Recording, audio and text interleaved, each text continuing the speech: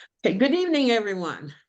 I am so happy to be here with five of my beautiful and devoted Tesoro sisters who are honoring me tonight by being here with me as I read from my new book, Come Egypt. And each one of them will be reading. And I am so grateful and appreciative that they have decided to come and do that and honor me by sharing some of their work with me and I then with them. So I just wanted to say to you all that the order of the reading will be first Marissa, then Stacy, then Jennifer, then Shaki, then Josephine. And we're going to get right into it. Marissa Prada is a poet, author, spoken word author, publisher, and activist. She is an all around beautiful bad girl on the page and on the stage with a true heart of gold. Speak, poet. Oh, thank you all. Do you realize the six of us are going to be in New Mexico in September? Oh my God! That's so it's exciting. Thank you. Shout out to all my Tesoro sisters. If you have not got Teresa Galleon's book, please do so. It is a beautiful and inspirational book. Anywhere you travel, this book will make you want to write about it. So please grab a copy of her book and support us at fireseries.com. Support our Tesoro initiative. I picked three pieces for you, Mama. This first one it's the newest one that I've done. It's based off of what really happened to me a few weeks ago, and I'll give you a little insight into New Mexico, where Teresa and I are from in Albuquerque, and so this is a really an homaging to our culture here. Hope came to my front door today, dressed as an old abuelita named Esperanza, selling flour tortillas for $8 a dozen. Her eyes were still 16. Her face told a 1 second story of struggle. Her smile regarded me. Three teeth on her bottom jaw, I felt the familiar, gentle nature of her fight. She was so small, hunched over, clothing surely not bought but made, selling flour tortillas for $8 a dozen. $8. More than half an hour's work these days. About 3 gallons of gas, 75 miles to drive in my car. All the apples for lunch this week. Laundry soap for clothes. She was so quiet. All I had was $7. Apologizing abundantly, I wish I could make up that 100 pennies so quickly for this $8 dozen flour tortilla. Have you ever made flour tortilla? This woman was literally selling her love. Anyone who makes flour tortillas clearly learned love, practiced love, grows love, and shares love. My car has 66 miles to empty right now. I have 4 apples and 2 children. There is plenty of soap as the laundry taps its toe at me from the floor. But I wanted her to know her love was received, understood, would belong in the belly of someone who knew everything that went into making those flour tortillas. Even as I smoothed butter over the dark brown blotches warmed on the comal, I find supreme appreciation for her craft. Down it goes into my body for energy, perhaps to pick me up again tomorrow, when she smiled and said, in Spanish, that she would be back with apple empanada. And that's that piece. Esperanza came back to my house actually Saturday after that live reading I did. She came back to my house and I gave her $9 to make up that extra dollar. And I got some more tortillas from her. So yeah, and then I gave her the poem that I read at the event. I gave it to her so she could have it. It was not translated, but I hope she can find someone to translate it for her. This is one of my favorite poems talking about my childhood. It is titled Past Lives. Pulling out my inner child is like removing a hot dish from the oven without pot holders for protection. It's gonna leave a mark. The mountains of my home always smelled of wildflowers and dust. Cool winds carried sparrows that built mud nests under the sheltered parts of our porch. Their babies would fall out, and I would pick up their naked corpses, dark eyes bulging big, beak, wings, feet. Could see it would have been a bird. Summer camp, they'd throw me in the swimming pool, even though I could not swim. We had an orange striped cat named Tigger who lived in the barn beside our house. I once watched that cat carefully dismantle a mouse, eating all fur and skin first, then inhale the carcass head first, entrails popping out, leaving a minimum amount of blood on the ground. I used to get shoved down on the playground until my mouth was full of dirt. I spent most of my before I could remember time in that barn. Even after the laughter of horses had vacated and weeds had overgrown stalls, when shit had returned back to earth and all had fallen quiet, I'd still run around the corral as if I belonged there, belonged more there than in the house. The bigger I grew, the smaller my mother made me feel on husband number 3. I ran away 4 times I can remember growing up. I wish I could have grabbed the mane and swung up on the back of that black Frisian stallion, ran down the road to the highway and into the unknown, for it was much better than the known. I was the house, for I was the mouse, and the house was consuming my skin, feasting on my inside, while slowly devouring the last drops of girl that I contained.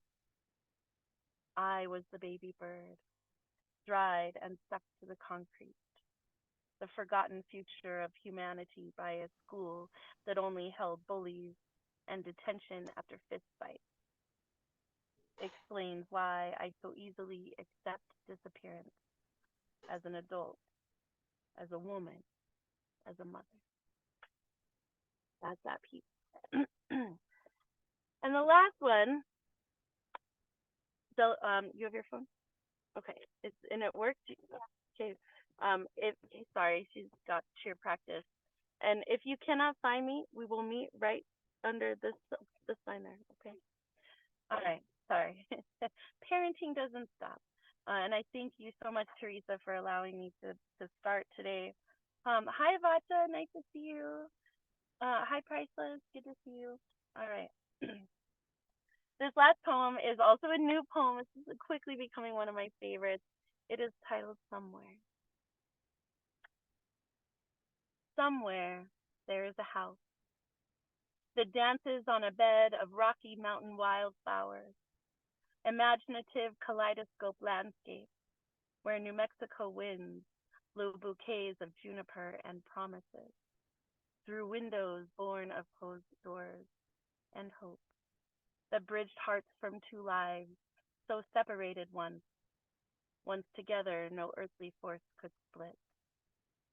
Somewhere there is a house with a wraparound grandma hugging porch that invites joy and courage from memories and hope that cradles hearts from lives once so separated, now stand together so no earthly force dare divide.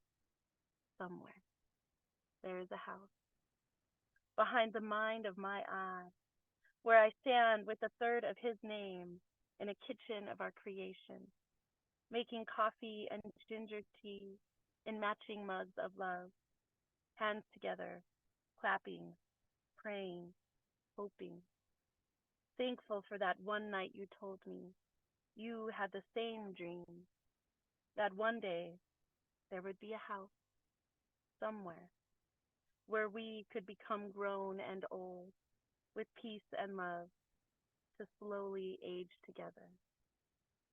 Now, I find you are gone, and I scrape away for grace and the gratitude, only to find that our somewhere house has burned down, and the charred embellishment of our love was just one woman's dream. Thank you so much, Mama Teresa, for allowing me to bless the mic.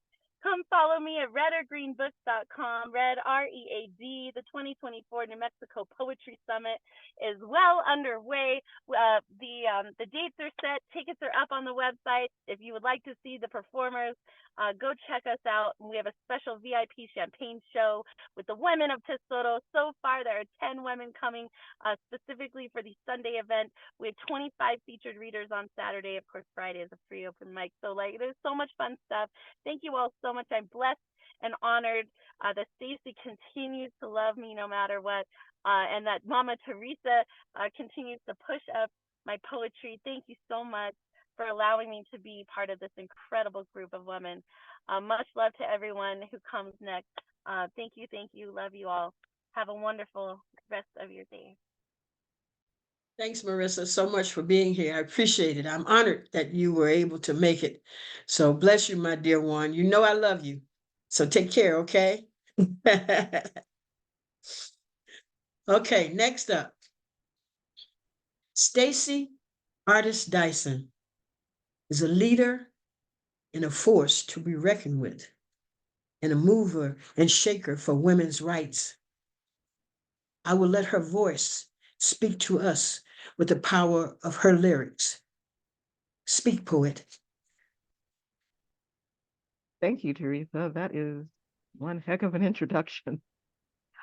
Um, Let me start off by saying it has been my absolute joy to work with this lady since I first saw her on a New Mexico stage. I'm anticipating um, seeing her as well as at least another 11 of us in New Mexico in September.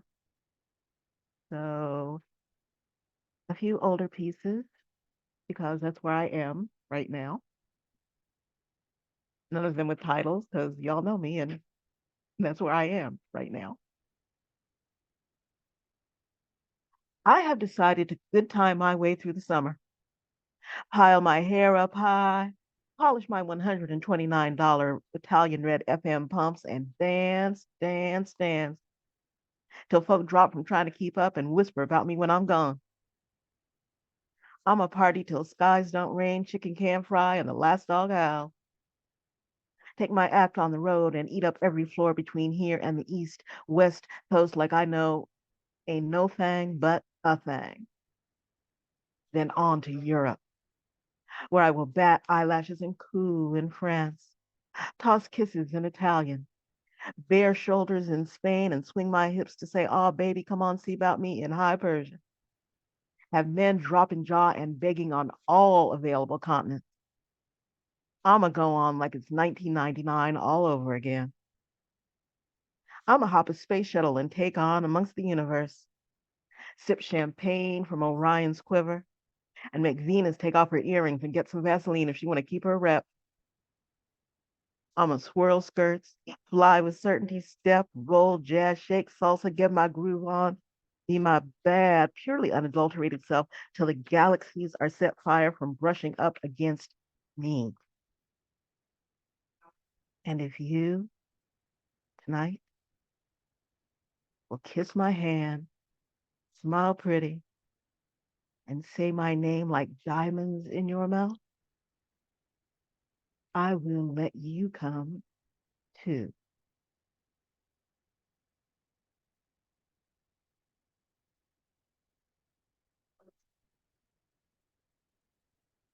Mi padre named me Rosa. He said it was so I would always be reminded of pretty things, flowers and light and love. That is very hard to do in this border camp where everything is despair and lost hope, harsh light and broken families. Yo no soy una flor, yo soy una niña. If I were a flower, I could ride in the band of my father's hat, the only one he ever owned. The brim was cracked with ragged edge, but the headband was strong, tempered with sun and sweat from the labors that made the money to bring us across. I wonder if he still has the hat, or if somebody took it away from him, threw it away, the way they took his daughter and threw her away.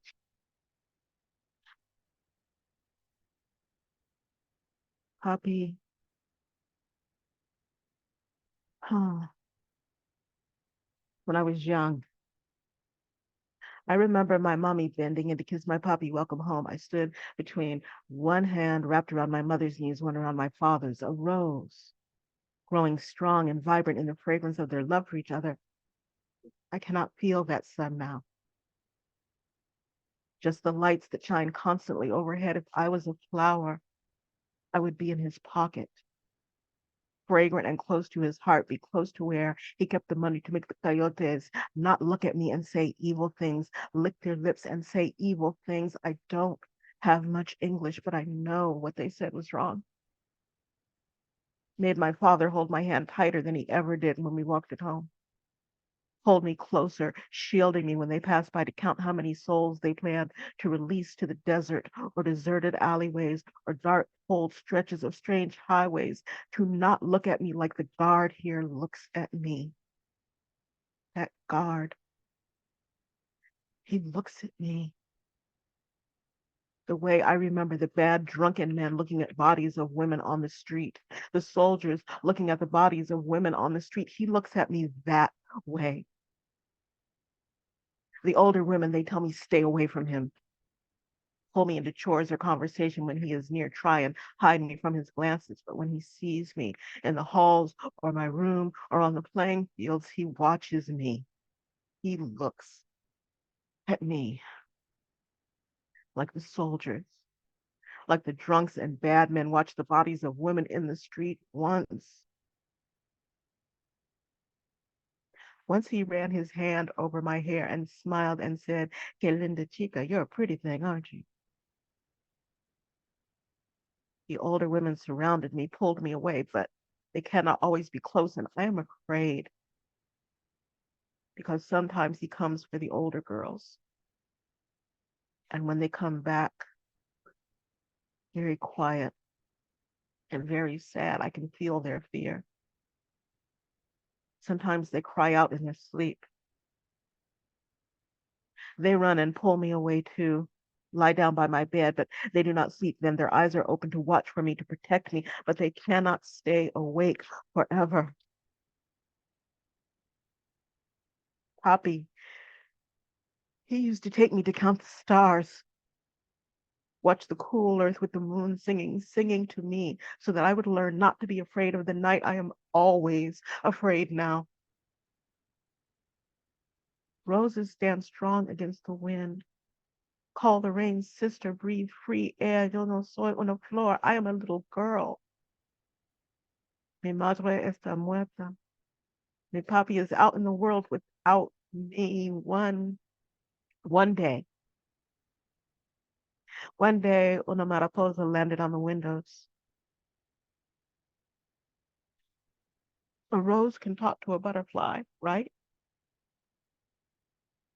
I asked her to please find my father so he can take me to where I can find rest, breathe free air, feel the night, sing gentle with the moon. Sometimes I do not think I have another season. I may never see my papi again. The butterfly may never deliver my message. Why should she? Butterflies only talk to flowers, and I am not a flower. I am just a little girl to no flor, no flor. I am not a flower. Yo soy una niña. Yo no soy una flor. Yo soy una niña. I am just a little girl. I am just a little girl.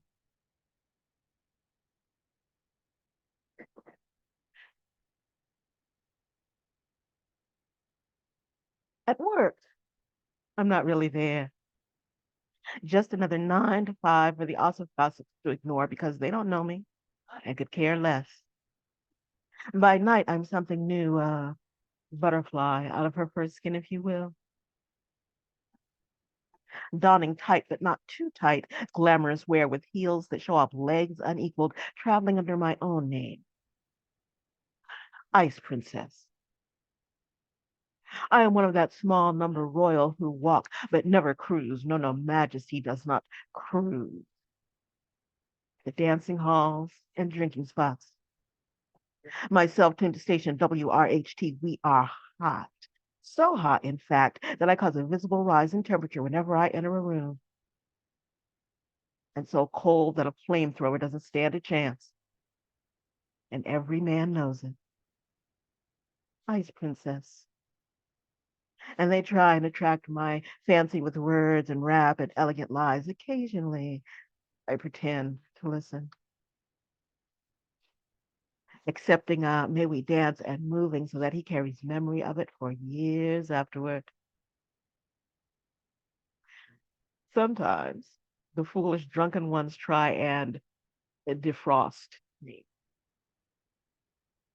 I find that a contemptuous smile coupled with, "Does your wife know you're out this evening?" drives them away. Never yet called my bluff or out my name. They try. Oh, these men, they truly try.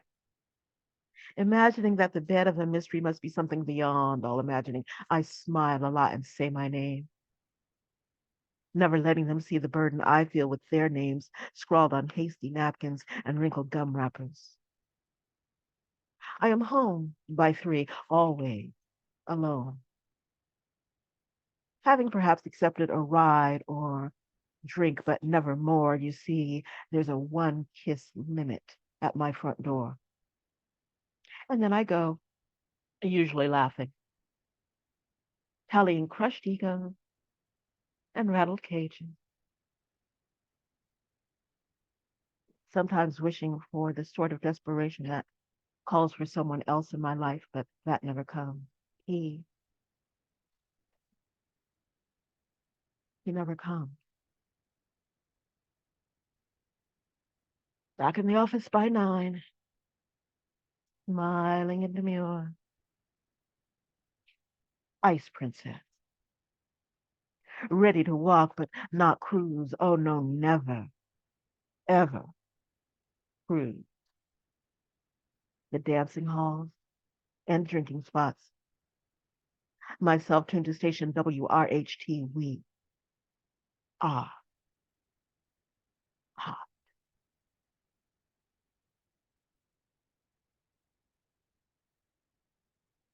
And this very last one, which I am reading for every woman in the world, but especially the ladies who are on this screen tonight, because y'all, at some point, you have to learn how to take it easy. A butterfly trembled along the edge of my finger. I will get in trouble for this poem because so many people are so invested in me bearing the standard of my culture and gender, including me. Convinced that my life is not meant to be separate, that my strength, my resolutions are half of what holds the world together. The way and why of how I love is the other half. A Cassandra birthed by perseverance, attitude, and the lyricism of a million different promises. I do not have the luxury of saying no, thank you. And if the battle sounds ceaseless and unending, that's because it is. But sometimes I have to sing just for me and ignore the fire news from all my sister girls' battlefields. Be beautiful, be intelligent, just for me. And today a butterfly landed and trembled along the edge of my finger, and the world did not fall down, and the world did not fall down, and the world did not fall down. I know. I know. I know I should be fighting, praying, working. I understand what I owe my life as a Black woman. I understand the call in my blood toward gospel stained windows and pews washed in sunlight and salvation. I know I owe my career, my life to the women who knelt in those pews or ones like them after a day of being on their knees, feeding their children, patting their backs, thighs, and shoulders so that that sack of groceries did not cut and chase, so that that child had one soft place to lay down her head so that they could relieve the ache of holding up the sky and have the world every now and again. Lord, I know there is a debt to be honored. I know. I know. But today, a butterfly trembled along the edge of my finger, and I took a breath, and the world did not fall down, and the world did not fall down, and the world did not fall down. I should be on my knees, praying till angels' wings are broken from the exhaustion of carrying my messages. I should be marching, marching, marching in a tide of righteousness against people who will not acknowledge the rights of others or think they own other folks' decisions. I should be on stages shouting my truth, singing my hopes, telling stories for the brains and hearts worldwide who are empty, aching, tired, hungry for a chance to speak. And I do, I will, I shall, like every other woman in this world. We do, we will, we shall, but some days, not many, some days, a butterfly, shivering color and light and scented of small miracles, falls gently out of the sky and explores an entire world in the palm of your hand. And between one stroke and the next, you can hear your song for just a minute, hear your heart beating for just a minute, your soul warming just enough to get you through the day for just 1 minute. Breathe, breathe, breathe, sister, breathe, warrior, breathe, mother, daughter, love, accept the blessing. Just stop. Let a butterfly tremble along the edge of your finger. The children will be fed, work get done, your loves loved. It will be done because it has always been done. You know this. Accept this. Stop for just that one moment. Breathe. Stop for just that one moment. Breathe. Stop for just that one moment. Breathe for just that one moment. And the world will not fall down, and the world will not fall down, and the world will not fall down.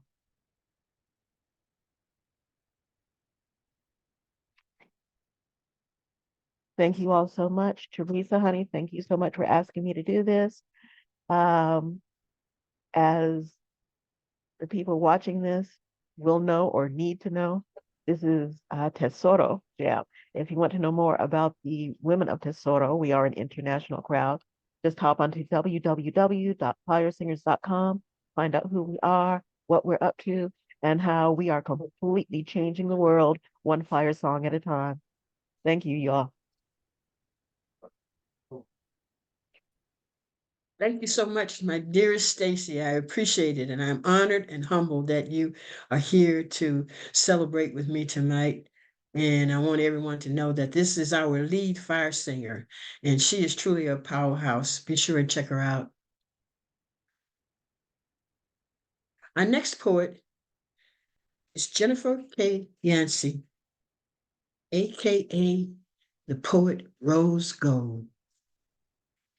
Rose Gold is a dynamic poet that breaks down the human condition through her lens and presents it in a very powerful voice. Make no mistake, she is an activist to be heard. Speak, poet.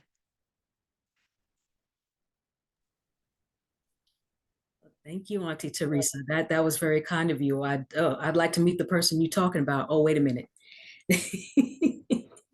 Thank you for letting me be part of your reindeer games. I greatly appreciate this. So, that being said, you have the right to spit fire. Anything you say can and will be used to burn blasphemies to the ground. You have the right to live a life free from generational curses. If you cannot afford these yokes and burdens, feel free to leave them at the foot of the microphone. So my first piece was inspired by a Facebook post, this private Facebook group I'm a part of. And um, this brother led off with just one very stark but very alarming statement. And this is called Talk Them Off the Ledge. I think I'm gonna lose my shit. The alarm you just sounded, you may think we didn't hear beyond your distress, but unspoken words still scream. Our ears have been fine-tuned to that type of signal, despite having grown accustomed to disconnection by state lines, bridges, oceans, and borders. To ignore your cries would be a dereliction of orders. Not once put to paper, but those universally understood that we could, should, must help our brother from taking that eternal leap of faith, not of faith, but despair. I see you, brother. The criticized tolls in your soul betray your vulnerability. You feel no one understands because no one understands the mechanics that go into learning how to feel when you've just been bred to obey, or trying to navigate through what you're feeling and why, driven inward by the hugs that never enveloped you, the apologies you never received, the I love yous never heard, or were spoken through disingenuous lips. You really don't want to go down this road. Trust me, the one-way trip you're thinking about taking will also kill the spirits of those you probably assume do not care about you, and that the world wouldn't exactly fall off its axis should you decide to exit stage left. But I beseech you, brother, friend, we wouldn't have responded if we didn't. Not sure if you could hear us over all those voices telling you that you're faking it, just seeking attention, or that your drama was too much of a burden or inconvenience. They may not understand you, but we do. We would never, ever tell you to just get over it, that it's all in your head. Suck it up just doesn't want to work today. Then again, it never did. You don't need a tone-deaf, cookie-cutter response to what specifically plagues your soul. And it's because of all this that I temper my words very carefully, because I figure if you needed a preacher, you go to church. If you wanted a lecture, you go to university. So how can we help you in this time of need? It is okay to take a knee while the rest of us keep watch. We don't want you to feel less than, nor like you've been stripped of your self-respect. It may have taken a lot out of you just to come forward and say you needed help without saying you needed help. Don't spend your life looking over your shoulder in fear of that four-letter demon. Please grant yourself grace. It wasn't your fault. We'll fight with you through hell and wrestle with the devil, withholding your healing. All we ask is, please, just take this hand and step with me out of the jaws of defeat. And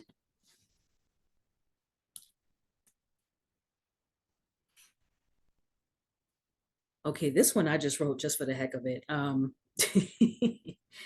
This is about I think a lot of people lived in a neighborhood or lived in a place where everybody was chasing this one man or this one woman and just thought he was the greatest thing since sliced bread. So I kind of had little fun with this. For the longest, he thought his name was Damn. He would often sit befuddled by the surround sounds of collective gasps when he passed, from unworthy humans yearning to capture his effervescence through olfactory means. I mean all that to say, his scent summons heaven. Behold his form just long enough to click the shutter in one's third eye and file it away in one's mental Rolodex under sop him up with a biscuit. His kindling is too bright to extinguish, so let the motherfucker burn, respectfully. His existence alone bears glad tidings, his salutations a familiar calling card, the pound, a raucous smack that cuts through the air like lightning.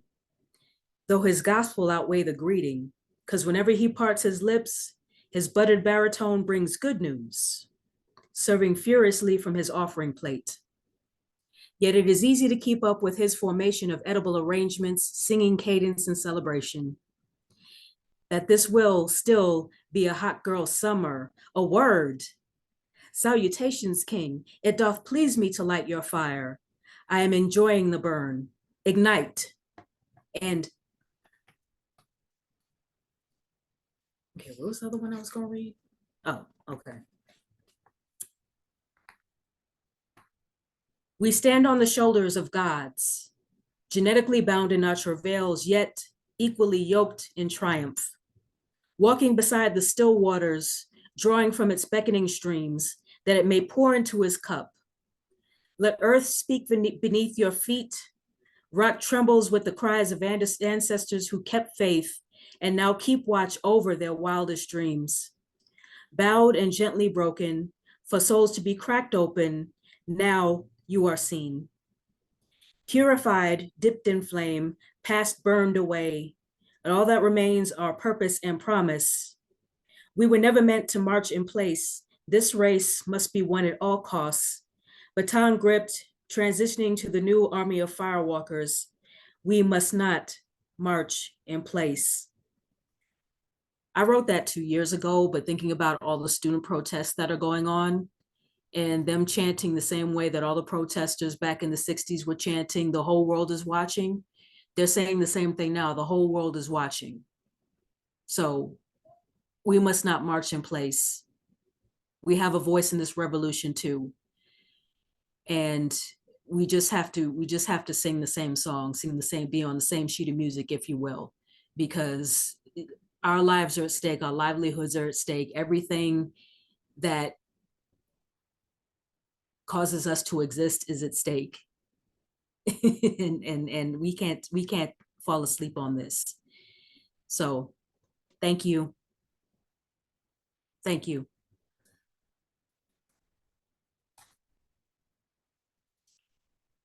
Thank you so much, Rose. Again, I'm so honored that you considered it and did come and be a part of this with me. And that means a lot to me. It really does. Our next poet is another one of my baby girls. Her name is Shaki G. Shaki G has a smooth pen that calls you to listen with intensity to a master storyteller.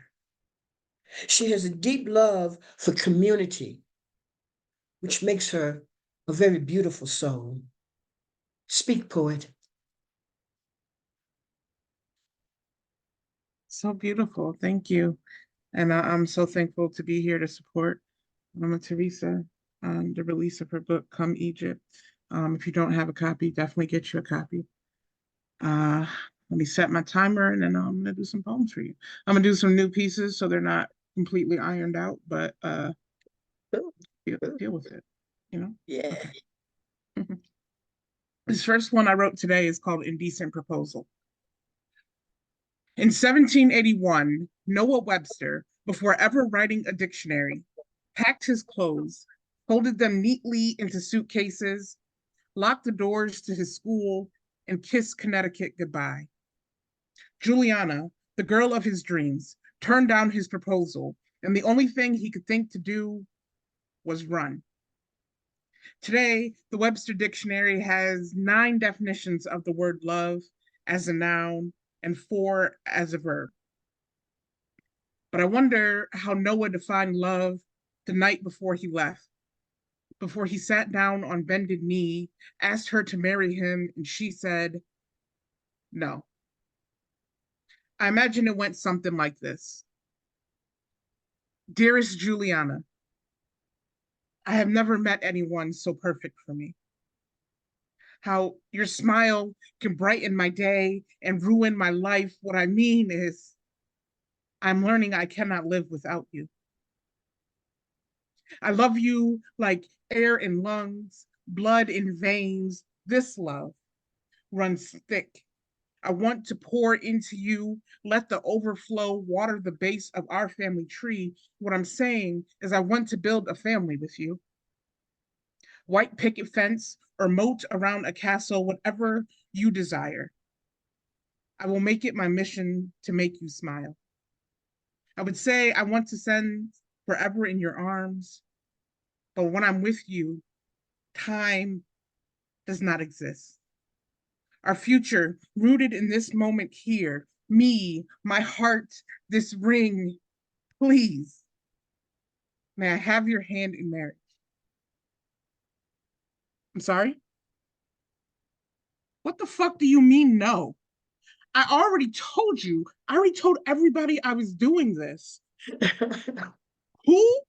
Nah, he's a clown. Are you serious right now? I just, friends.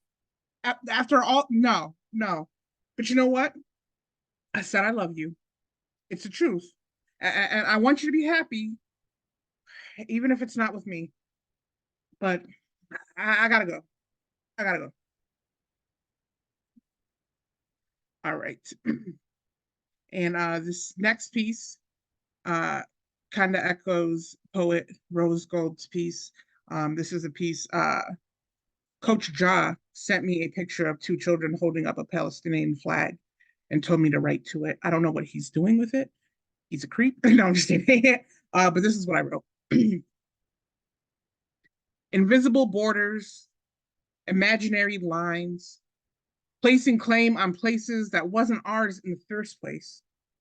We were all meant to be free. And we've been screaming free Palestine so long, the Zionists think it's going on sale. Are you willing to die for something that was never yours? This land, this dirt, the rubble that will someday cover your body, your history, the flag you hold above your head, but hold that flag above your head. And it is not a white one, not an apology, not a surrender. I see it, and I see a Palestinian child. My eyes water, and then the picture blurs, and I see my nephew, my best friend's kid, a child in the Sudan, the Congo, Ukraine. They shut off water in the Gaza Strip, and I see Flint, Michigan, fighting for clean water. I see them trying to erase history, and I see Florida, Texas, and every state that wants to delete my existence. I see IDF soldiers, and then I see a police force trained in their likeness. We are more alike than not, but they are dying. And I know we are next. So we are fighting a war that no one wins. We just hope to survive to fight another day. So we raise our fists and our flags. We find the soldier in solidarity. We pick up our AR and try to get the W because that's all war is. Take it all back. Because when you scream free anything too long, they seem to think it's on sale. All right, let me check my timer. Okay. This next piece is me being a crybaby. I do that sometimes.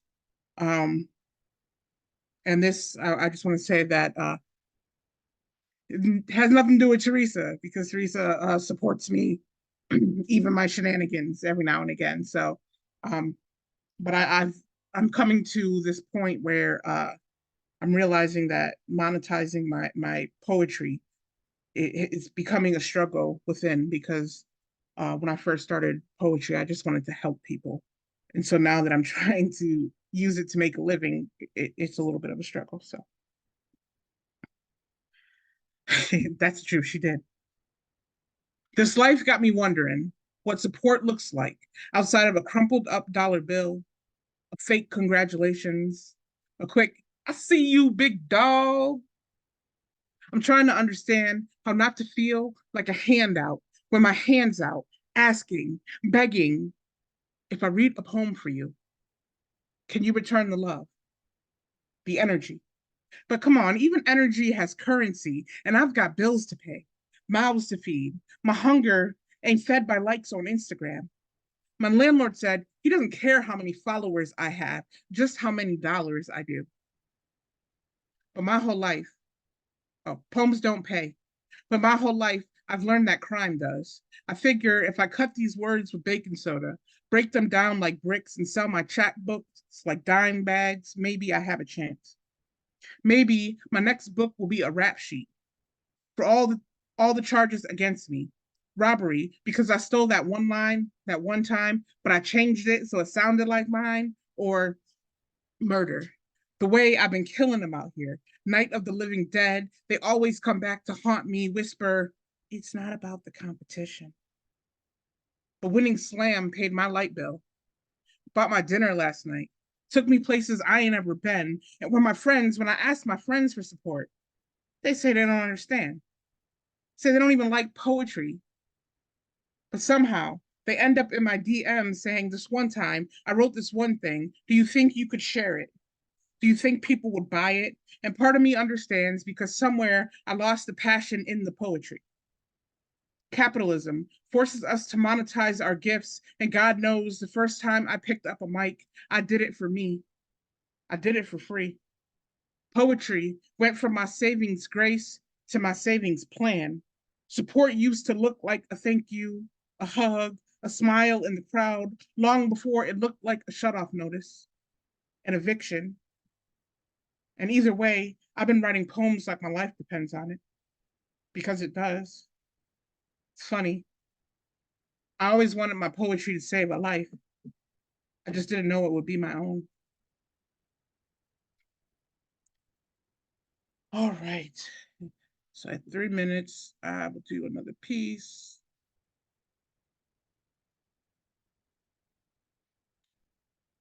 Does anybody like to watch ghost hunter shows?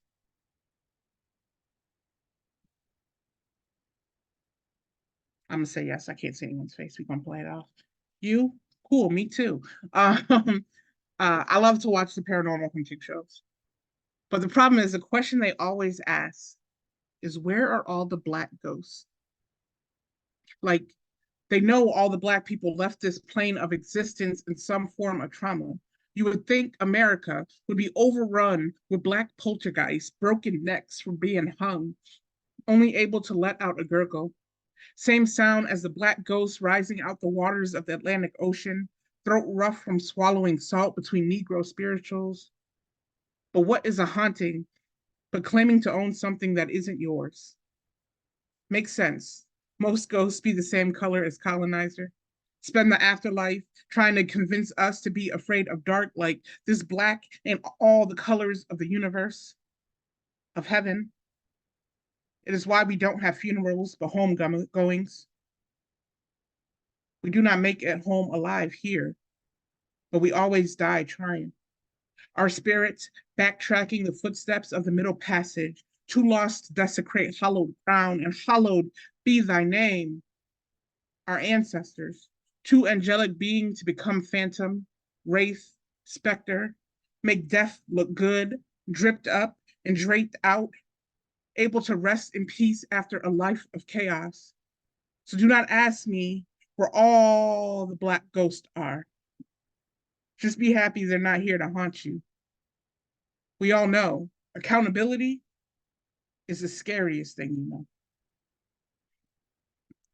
All right. Thank you again, Teresa. Everybody go out and get Come Egypt. And I'll put my information in the chat. Thank you so much, Shaki, my baby girl. I love you and I love your work. And you are definitely a master story. You are definitely a master storyteller. And our next poet is Josephine Loray. Josephine speaks with a smooth but forceful range of a wordsmith that invites us to the table of reflection and renewal. Speak, poet. Thank you very much, Teresa. It's wonderful to be here. I think we met through Cultivating Voices online, and then Yes. with the connection of Stacy and the Tesoro sisters. It's wonderful to be in this group. I would like to start by acknowledging that where I live, it's Western Canada, just north of Montana. It's the traditional and ancestral lands of a number of indigenous groups, including but not limited to the Piikani, Tsuut'ina, who include the Dene, who are known as Navajo, I think, in the southern states, Nakota, Kainai, and Siksika. And I would like to thank them for having originally brought culture, language, poetry to this area. I haven't got my copy of Come Egypt yet, but when I think of it and when I correlate it, Teresa, with your travels and your writing, I think of poems of place, poems of timelessness, and poems of yearning. So I've pulled together a set of different pieces. I'd like to start with one called the Cowichan Valley. So the Cowichan Valley is on Vancouver Island, which is just to the off North American continent, just to the west.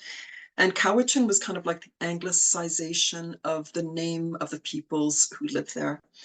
Cowichan Valley, clouds carried in by a wind whose song is born of lodgepole pine, Sitka spruce, hemlock, born of a whisper passed from stand to stand until all trees join in the melody, add their voices to the harmony. Fern and moss a contrabasso to the song, a symphony carried by the wind.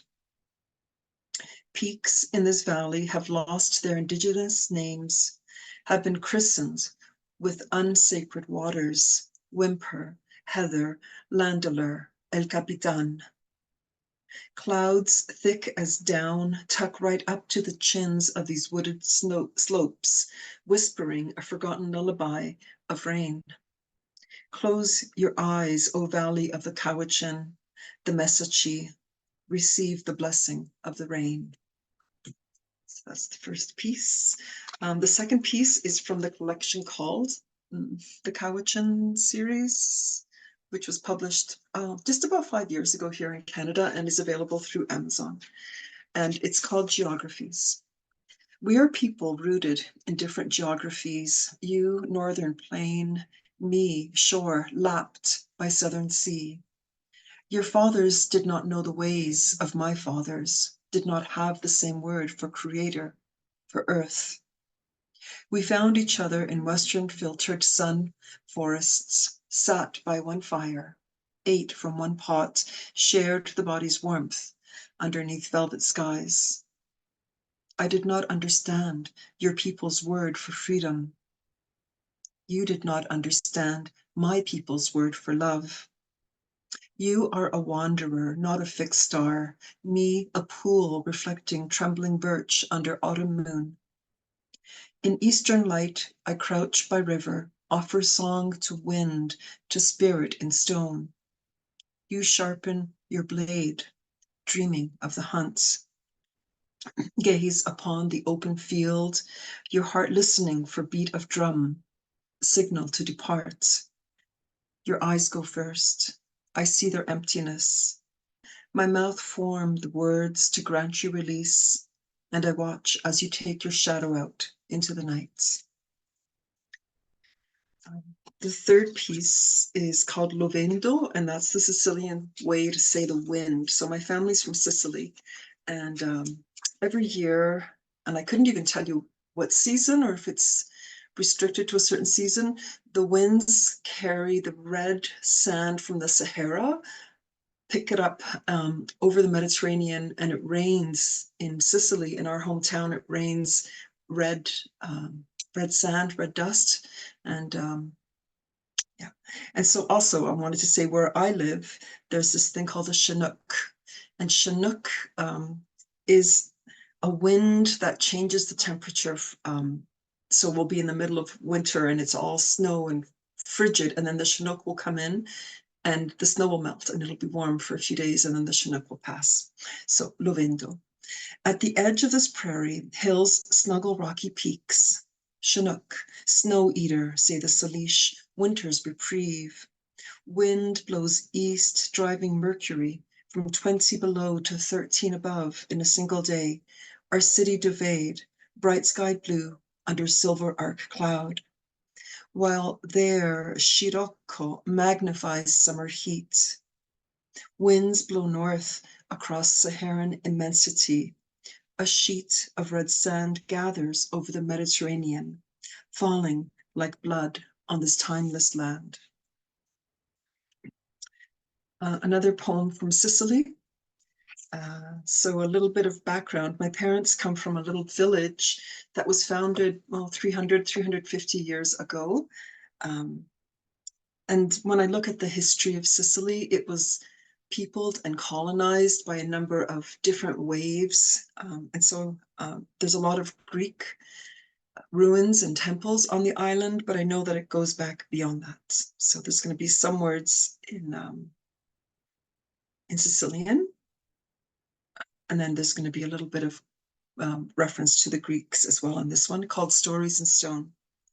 San Giuseppe, Locarmene, Gesù Maria, churches built for Catholic saints in limestone, carbonate sedimentary rock in a town founded by Spanish nobles in the 1600s, Casteltermini. Hephaestus, Heracles, Zeus, temples hewn for Hellenic gods from tuffo, spume, volcanic ash and dust in a port city founded by Daedalus 600 years before Christ, Akrakas.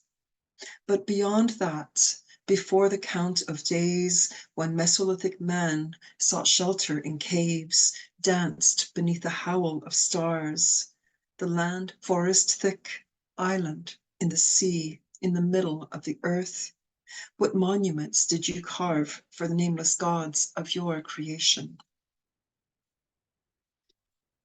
So these were both out of In My Father's House, which is my recent publication, Moonstone Press in the States. The next piece is A Consideration of Clouds. Cirrus, cumulus, stratus, this one shaped like a rabbit, Northern Europe, with England pulling slowly away. Cirrocumulus, nimbostratus, cumulonimbus, mammatus, each shape, specific density, height, propensity. The atmosphere, immaculate. Then today, flashes of light in slateling sky, grumble of non-climaxing thunder. The air oppressive, charged, while above us, cinematographic cloud, droplets of water trapped in troposphere, and the earth below hungry for rain. To go back to Sicily for a moment. Scirocco, my sleep disturbed by Scirocco last night, red sand blowing across the face of my dreams. I grew up in Ontario, and north of Toronto, there's a cottage country, and we have wooden chairs. I think they're called Adirondacks in the States. We call them Muskoka chairs here, and Muskoka is the area. So I wrote this after Jericho Brown's duplex. This duplex is called A Trail Leads Me Back. Sitting in a Muskoka chair, daylight fades thousands of kilometers from that beautiful lake country. Thousands of kilometers, thousands of lakes, this country of rock and till, glacier fed, prairie grasses blowing. Prairie grasses, blowing winds that eat snow, Chinook, sundog, halos circling winter pale sky. Winter pale sky, a backdrop to giant spruce, poplar, hemlock, boughs glistening, winter hoar. In winter, hoar and lime glisten, branches and boughs as frost paints glass. Frost paints glass, my fingertips slowly tracing hills and ridges, flatlands, shield, inland sea, this trail leading me back to Muskoka.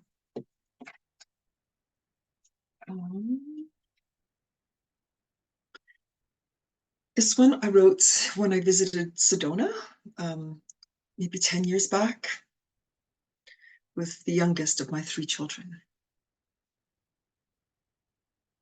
A personal geology. In Sedona, a series of pools carved into rock, 7 sacred pools, hollows carved in sandstone by water and wind and the elements of pain and time.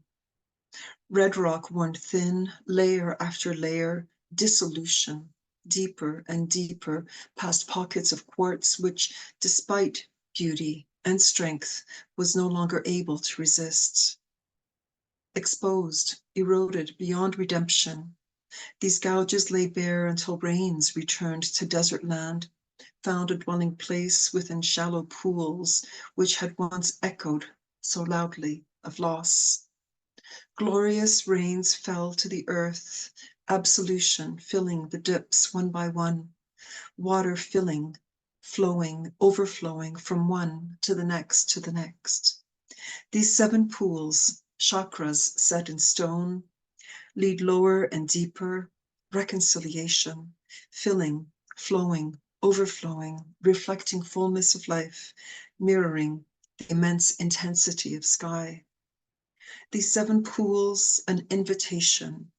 Come, sit, submit, succumb to gravity and the heavy forces, rest the body, still the mind. Observe clarity and consciousness arise despite gravity and the other forces. Sit and reflect, sit and be still. Okay, then we're going to hop back to Sicily. And this one's based on a true story. So it's called Le Pecoreggi e lo Pecoraio. So pecoreggi are sheep, pecoraio is a shepherd. And I don't know if you've ever experienced this, but when the flocks traverse a road, it just stops traffic. And let's see, there's a few Sicilian words in here. Casteltermini is my parents' hometown. Cinquecento literally means 500. It's a little Fiat, it's a model of a Fiat car. Pecoreggi is sheep, and berretto is a beret. Okay, le pecoreggi e lo pecoraio, the shepherd and his flock. Driving away from Casteltermini in my cousin's Cinquecento, roads serpenting, a turn, a stop, a honk, a flock, sheep, horns twisted, bells thick round necks, crossing this side that, filling the narrow roadway, a garden of stairs. My cousin switches off the motor. I roll down window, rest chin on forearm, watching Le Pecoreggi gamble, inhale the Sicilian sun, travel within time. The shepherd, twisted crook in twisted hand, berretto low on brow, homespun brown, hunched, sun-etched, unhurried, turns to me in contemplation. And Teresa, I forgot to note the time when I started. Do I have time for one more?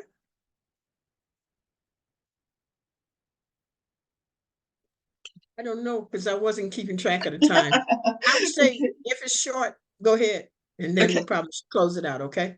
Okay, thank you. It's called Forget Me Not.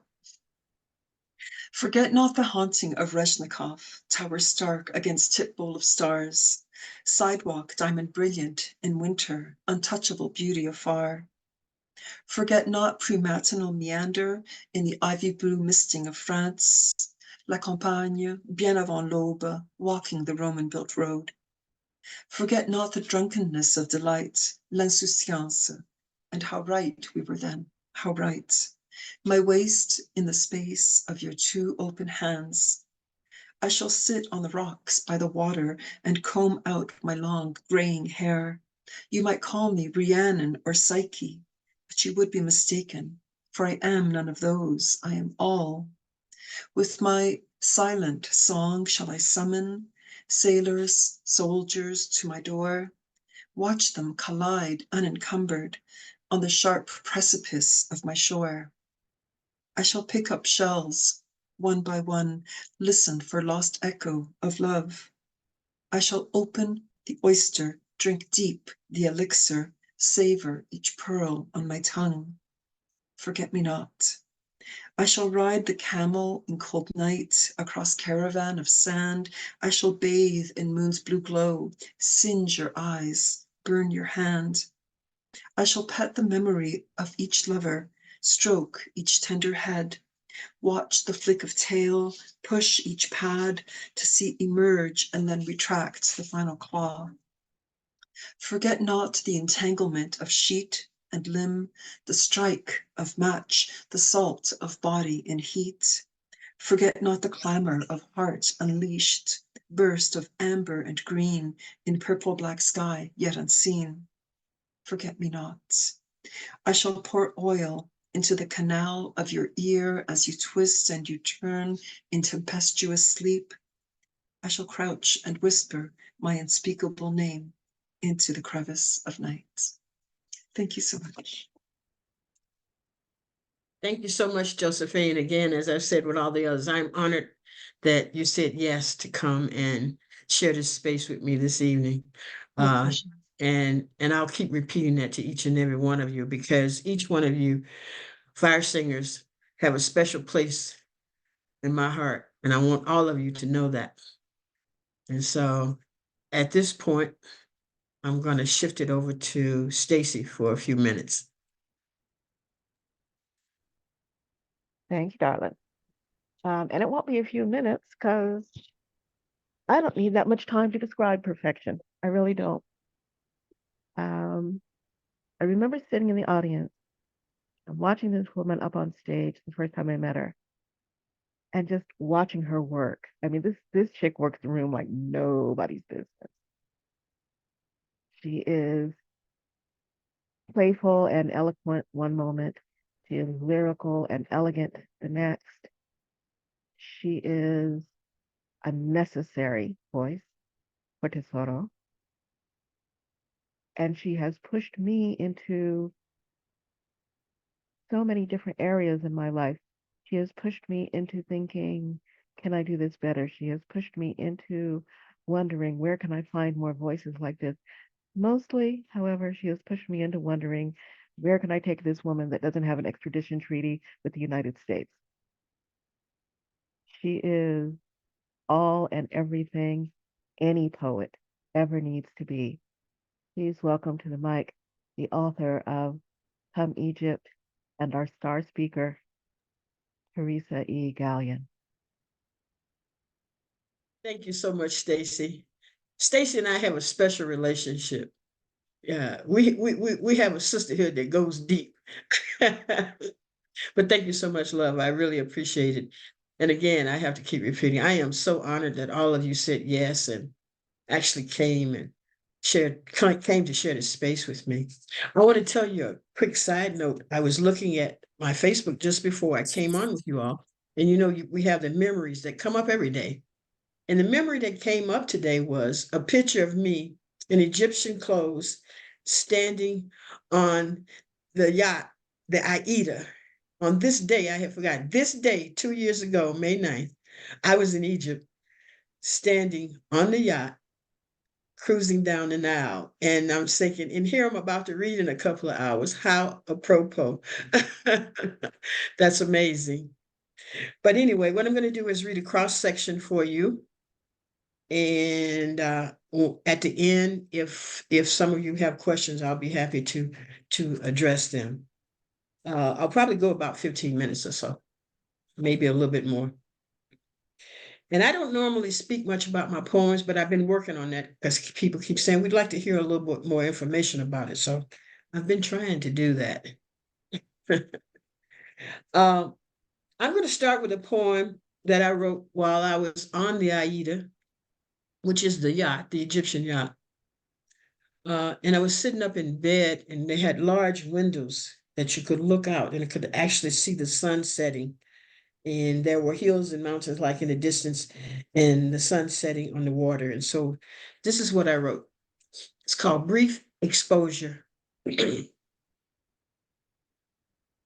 edge of evening is the last exhale of the sun on the horizon. Orange cream lays across the mountain peaks. My eyes slant upward to gaze at natural light. Illusions of fire and ice waver in the twilight. A frost-bitten wind staggers to sleep. The stars slowly roll out on black velvet. Happy yawns open wide, and my eyes fold in slumber.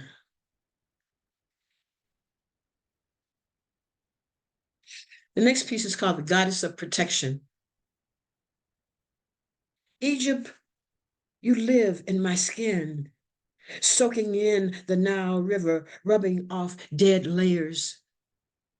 I feel you more intensely through time. I walk like a goddess across the land and claim this space as my domain. I was here before all of you 21st century walkers discovered my existence.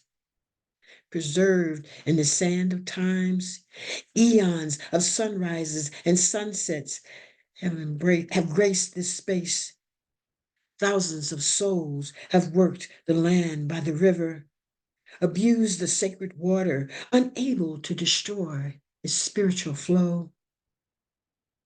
I am the goddess of protection who floats on a river wielding the power of healing water bearer, cleansing the water of negative energy through eternity.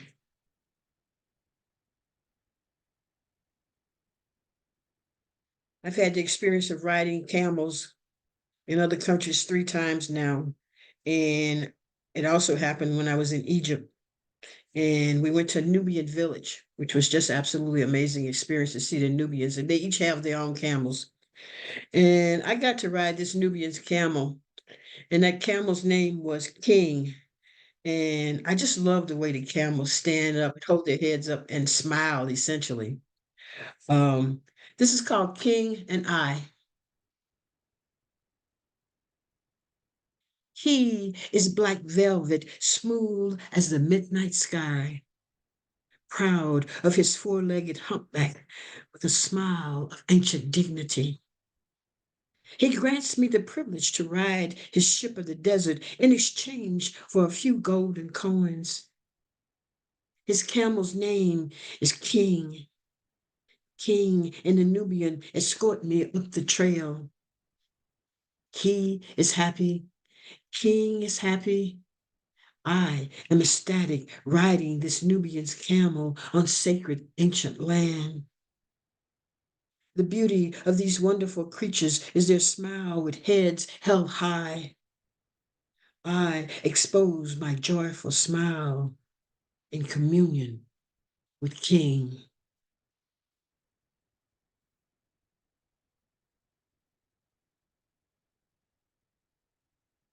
Reserve space. The back end of the axe beats stakes into the ground to hold my tent in place next to the river. Still, it is not secure. The wind may take it away. I do not want to be held in place like this tent. I want to swim deep and rise like a phoenix, reborn as goddess of this river, singing in the choir of its flow. I feel the heaviness of 1,000 years dragging me in my contemplative state. I move forward by divine grace on the Nile River and flood the landscape to renew the earth. Now I float in the Arkansas River that gives pleasure to ungrateful humans. For a moment, I still feel the blue Nile massaging all my senses. I throw a kiss of gratitude at 2 rivers and hold space in my heart. I inhale the vigorous flow of the Arkansas River and feel the Nile running through my veins.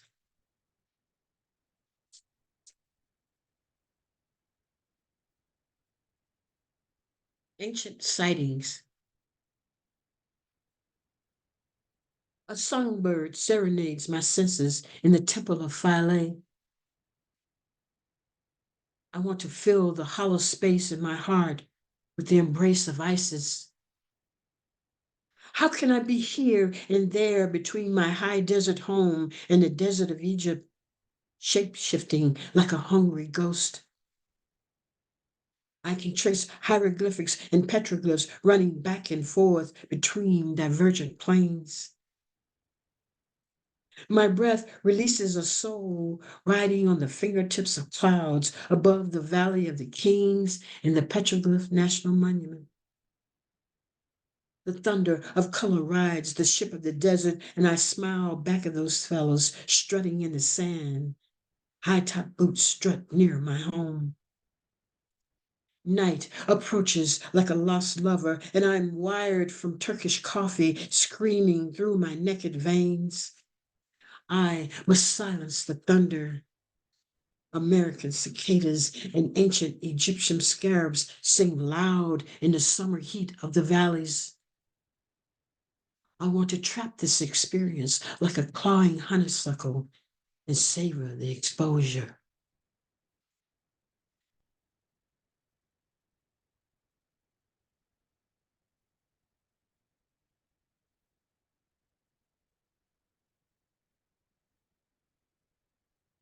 Water lyrics. Waterfalls sing such beautiful lyrics. Sit beside a sacred waterfall. Close your eyes and absorb the lyrics of nature's choir. Serenade the soul, vibrate bones, send tremors through veins. Inhale the mist of bubbles floating on air, just a moment in time. Rejuvenate the spirit and rise born again in nature's embrace. Now, Egypt keeps intruding on my waterfall dreams. Ancient desert sand unveils temples and tombs of a master civilization that grabs, holds tight, and speaks. Listen to the lyrics on the walls. They tell intimate stories thousands of years old. Mind melding the ears of the present overwhelm the senses. In ancient history so powerful, it is difficult for 21st century Homo sapiens to breathe in and assimilate. The mind tries to pull away from this intensity, floats back to its waterfall dreams, flowing into the Nile River in my home, the Rio Grande.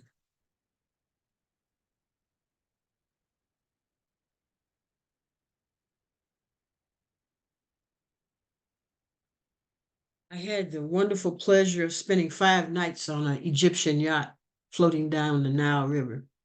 The weight of that was heavy and beautiful, wonderful, and none of us wanted to leave because I was with a tour group. And in the mornings, I would write.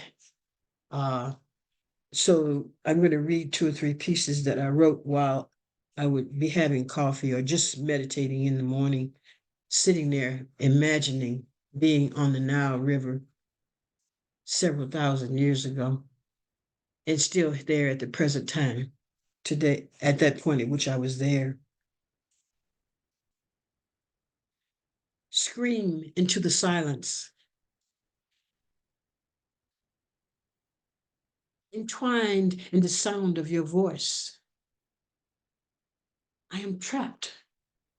I hug a tree for life and try not to drown in your hold.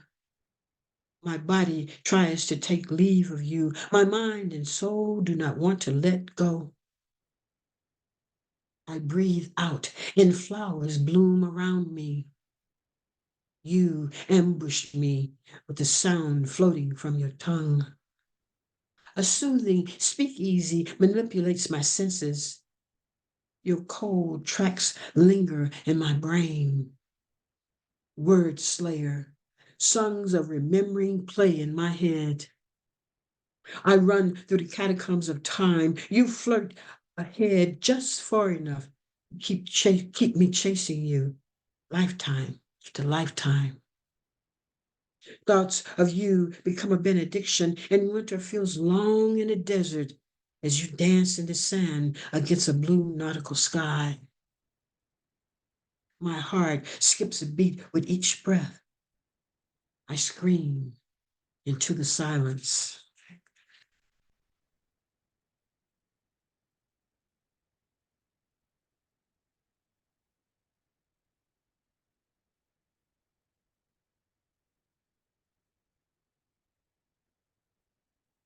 Never alone again. I come from the womb of love. open to embrace a soaring heart riding on wind-battered time.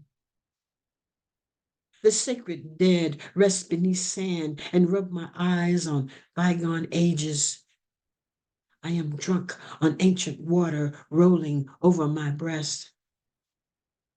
My bones are a temple of love that rose from the pure elixir of the Nile.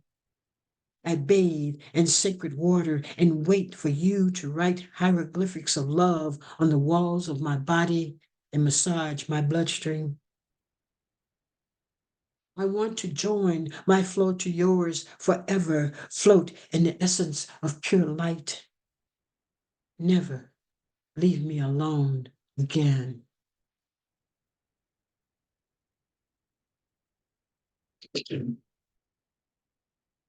Redemption. Take your eyes to the tears laundry. Wash them well. Go back on deck. See the world in a new light. Blood streams down your face. I want to touch you, but no, I cannot expose what is forbidden. You are an image of me in the window of my past lives floating down the Nile. The marriage of water and light pulls me close to the river. I want to touch purity in that union, but cannot bear to embrace it. The memory is too painful. Perhaps next time when the scar feels less tender. My desires stand in shadows, stoking fires burning inside me, working to expand my fears. Now I understand the gift of stubbornness. I shall not be ruled by fear. Goddess of the river smiles as we ride currents, celebrating my insight.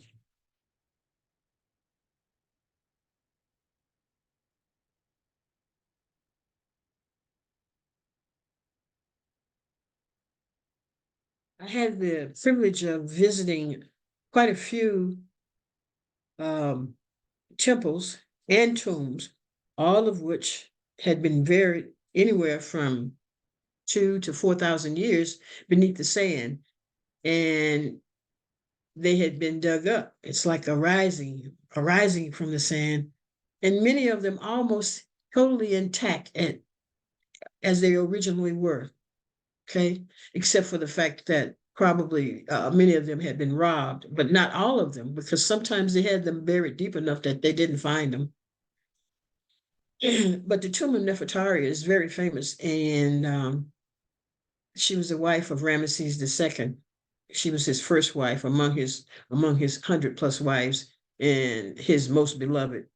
Anyway, her tomb is absolutely amazing in terms of how well preserved it was. This poem is called Dear Nefertari.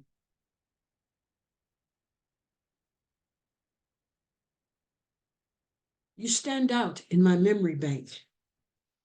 Even ancient Greeks paid homage to your beautiful prowess and intellectual power.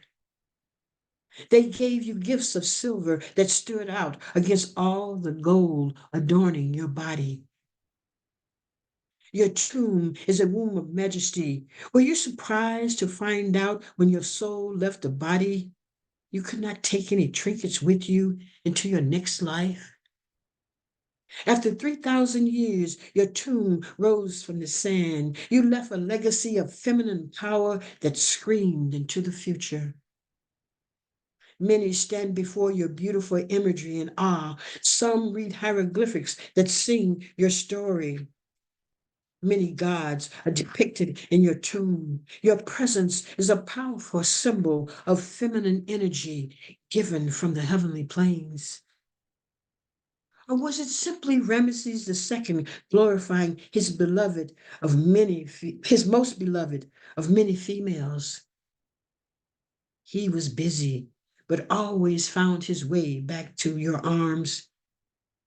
He took your body, but never conquered your soul. How many times have you returned to earth to fight for freedom of the sacred feminine?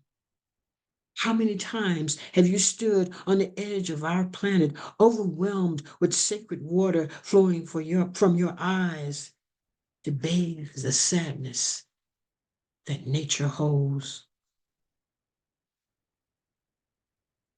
One of the most fascinating experiences in visiting Egypt and seeing all the tombs and temples and ruins was to actually see the mummies, the amazing skill they had back then to preserve bodies so much so. And many of them are still preserved until today. And we went into this one area where they had just mummies, which I had to begin to turn away from. But it was fascinating, push pull type of a situation. But it motivated me to write this poem. It's called "What Bodies."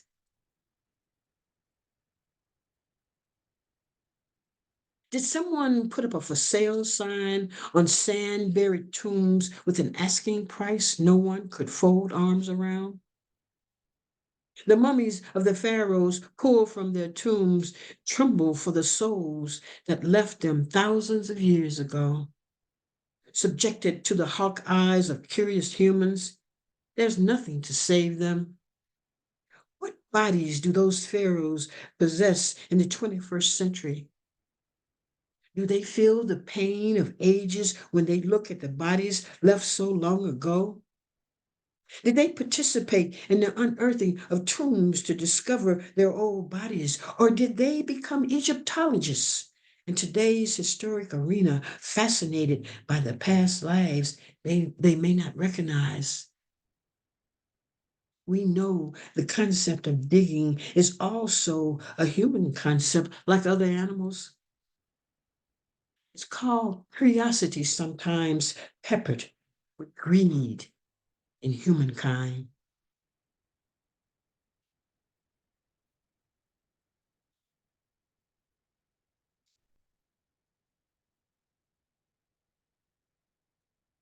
In the Valley of the Kings, uh, they have over 60 tombs, and maybe half of them have been dug up. They're still digging. But one of those tombs is the tomb of Ramesses III, and it's absolutely amazing. It had one of the most major impacts on me, even more so than the tomb of King Tut, because of how well preserved it was, how large it was, and just absolutely amazing. So it inspired me to write this poem. It's called Behold Me. A nightingale sits on the foot of Ramesses III. He stares beyond my physical body. No outward sound comes from his throat. Yet I feel the engaging deep lyrics within.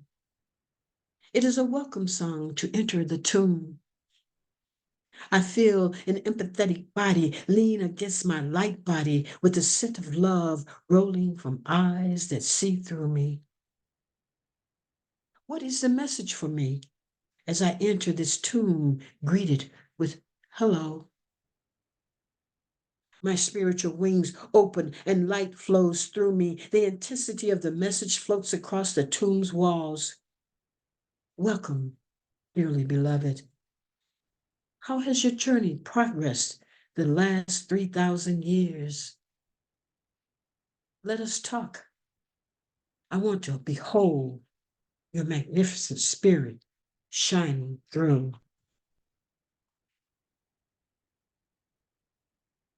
And I'm going to close with the two poems that I've decided are my favorite to read. And that first one is called The River Still Flows. And that's because the Nile River had such a major impact on me, just that whole experience. I would go back to Egypt just to float on that yacht for a few weeks. It was so amazing. The river still flows. My walking meditation draws me to the spirit of the Rio Grande, soothing in the morning light. I feel regal after the benediction of an Egyptian massage. No words to adequately describe the ancient hold of energy of temple ruins and tombs, unearthed in all their glory, tease my many lifetimes sitting here beside the river. I am remarkably blessed here in the bosque with a wave of New Mexico love light surrounding me. I gaze the eloquence of delightful cottonwood as it sings in green lyrics all around the river and me. I could shout my gratitude over and over again, and that would not be sufficient to express my joy. To be home in my beloved New Mexico, reflecting on my journey. I touch the Rio Grande, step out of my body into the Nile River. I feel the weight of 4,000 years speak to me in tongues I can understand when it tells me I am still here. Mankind may pollute and abuse me, cause a temporary flu, but cannot destroy me. I will be here when all the pathetic souls of earth leave the planet. For I am eternal. I am the key of life. I am the fluid of life. I am the goddess of energy. I will survive another 4,000 years. I will still be here. My soul feels the cold vigor of those years, making me tremble in the magnitude of those words. It is the power of earth to tell a story in generational waves as we repeat the cycles of life and death, and the river still flows. Coming back into my body, I sit by the Rio Grande, run my fingers across the water. Feel the connection between the Nile River and the Rio Grande and the essence of a river's flow. And I'm going to close with the title piece, which is Come Egypt.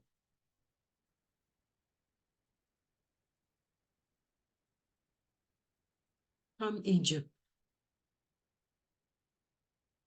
All my dreams spill over the waterfall. I watch the blossoms stream down. I see the tombs of gods, goddesses, and pharaohs beckoning my soul to come home. I hear singing in the wind. Come Egypt, come home. I left no trace of the last trail I took before translation. Here I stand today with flutters in my ears. Come Egypt, come home. I tiptoe in the Egyptian desert, gently rest my boots on the ground, bow my head with respect and awe to the wondrous carvings from sand calling my name. Come Egypt, come home.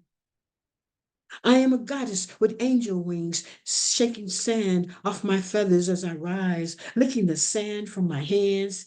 Time is calling. Come Egypt, come home. I have trekked around the sun 4,000 times plus one, and I hear a voice messaging my soul. Come Egypt, come home. Nubians dance with an urgency that grabs my attention. Drums of harmony play a homecoming ritual in my name, shouting out loud. Come Egypt, come home. I walk in the tomb of Ramesses III, and the hieroglyphics pull at my heart. Resistance is not an option when the stimulus is so strong. Come Egypt, come home. Your mummy is no longer usable. It crumbles in the atmosphere. You must embrace a new body to bind your soul. Come Egypt, come home. Cloud clusters cry and my name flow into my river of radiance. Drenched in your tears, my heart melts in a wave of love. Come Egypt, come home. The river sings an ode to joy through the millennia. Here we stand on the deck of an Egyptian yacht listening. Come Egypt, come home. Inhale the wind of the morning river. Fold arms around the warmth of hoodies. The morning chill caused the morning brew to assist the sunrise and sun. Come Egypt, come home. Gratitude floats on the deck of Aida for the blessing of this ancient experience. Solitude opens its wings to first light and the delight of the river's flow. The sound current streams. Come Egypt, come home. The first sighting of morning, a water buffalo stands at the edge of the river staring, slowly chewing its morning mulch. I can feel the song in its heart. Come Egypt, come home. Rose petals etched with the names of beloveds rise from the sand. I cannot get you out of my dreams, walking meditations along the Nile River. Vibrations in the breeze enfold me. Come Egypt, come home. When evening bends the light rays across the river, the water whispers just beneath the surface. Come Egypt, come home. The river's musical surge makes me breathe deep in my soul. My ears twinkle like stars overflowing with energy. I hear, come Egypt, come home. I bow in reverence at the water's edge. A blanket of earth supports this river as it stumbles over words to spell grace. Come Egypt, come home. A colored girl's muse rises from its ashes, flies above the river and speaks in the tongue of the goddess. Come Egypt, come home. She opens her mouth wide. The breakfast of her tongue sings without resistance. Come Egypt, come home. Your legs tremble under the weight of your visions. Your heart is in overdrive. Someone, please take my hand. Come Egypt, come home. How can this be such a powerful plea after 4,000 plus years? I know not the voice singing for me, but I feel the purity and innocence of the call from the temple walls. Come Egypt, come home. Which one of you standing here with me, stain these walls with life colors, hear the call like a prayer? Come Egypt, come home. Come Egypt, come home. Thank you so much. I feel truly blessed this evening by 5 wonderful Tesoro sisters. Thank you, ladies, so much. I love you. And I want you to know Mama. each one of you has a special place in my heart. Thank you so much. And I want to take this time to say that if anyone has a question, I will be happy to try to answer it. That was just gorgeous. It's not a question, Teresa, but I love the way that you being in Egypt and on the Nile, like you're physically there, but also in spirit, you're back in New Mexico and the Rio Grande, and how those weave so beautifully. Yeah, I was shape-shifting. I have a section called shape-shifting that's going back and forth between the Rio Grande River in New Mexico and the Nile River. Because Yeah. I walk on the Bosque, they call it the Bosque. I walk on the river pretty much almost every day. So when I got back home from Egypt 2 years ago, um, the first thing I did after I recuperated was start walking, and I would be walking on the Bosque, and my mind would go back to Egypt and now because it was so fresh. And I always take a small writing pad with me, so I would find myself writing more stuff about the two places as well as tweaking poems that I had started while I was there. So yeah. Lovely. Y'all open up your mics, throw this woman some roses. That was absolutely incredible. That was amazing, Mama. Hey, baby. Hey. It's I'm so glad I lovely. was able to catch Another one of my this. babies. This was absolutely beautiful. Thank you so Absolutely much. Thank you amazing. all. Thank you all so much. I Thank, appreciate it. thank you, and I'm insanely jealous. I've always wanted to go there, but never did. So you just thank you. Yeah, I'm glad I went when I did, given the current state of affairs. Because I don't know if they're canceling trips to Egypt right now because it's so close, the tourists go so close to that border, where the fighting is going on. The borders meet. So I don't know. God bless them all. But yeah, it was absolutely amazing experience, ladies. It really was. And I mean, of course, it must have had a major impact on me, huh? I wrote a whole book. Speaking of It which, really. hold up the book one more time so we can all see it. If y'all Yeah. have not bought this book, go find it. Go change your life. Go get your soul seen too. Um, Yeah, this it's is Come Egypt, Teresa Gallion. And I'll put it in the chat, but for the purpose of people who will be listening later, I can tell them that if they go to teresagallion.yolasite.com, and that's spelled TERESAGALLION, then dot yolasite, YOLASITE.com. That takes them to my website and they can get the book there for people just looking at this later. And then for the people that are here, I'll put it in the chat. But now. if, Is like I there a said, place where we can catch you live anytime soon? this is, I was surprised. I read, I think 4 times in April, and this is my last reading here in May. This one is the last one scheduled because I scheduled all of these the last of March, and this was the last one. So I feel like I've been reading quite a bit, but right now I don't have any another reading schedule. What I have scheduled is to leave the country now. Okay. Okay. Teresa, if you'd like, Teresa, I could see about arranging a reading for us while you're here in Alberta, if you'd like. Really? I know some folks in Canmore, so let me Oh, put out some really? feelers. Absolutely. It Yeah, just got my I might attention. have to hop the border and come up for that. yes. Let's talk about that later. Of course, I'm totally open to that concept. So Okay, let's talk about that later. Yes, most perfect. definitely. Okay. That wow, now that would be exciting. Reading in another country. Because remember, that's another country for me going to Canada. Once I cross that border, that I'm in another country, so that part is kind of exciting, because Yeah, I'm coming in my car instead of coming with a tour group. So it'll be a totally different experience, so yeah. yeah, absolutely, How absolutely. big is your trunk? I'm asking for a friend. It's pretty good size. Okay. I'm like I said, asking for a friend.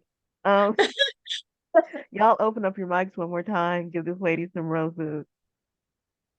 And Teresa, thank you again so much. This was so much fun for me. Um, I am thrilled that we got a chance to do this for you.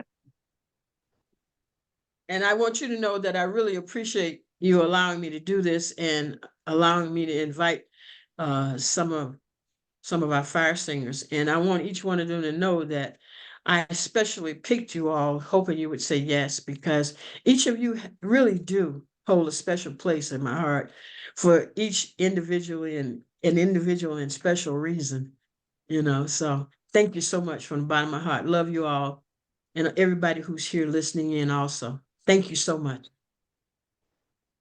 All right. Please. So if there aren't any more questions, we're gonna say good night. We're gonna thank Teresa one more time. As I said, that just lifted me all up out of where I was and put me where I needed to be. So thank you for that. Thank you. For further events by Tesoro, just go to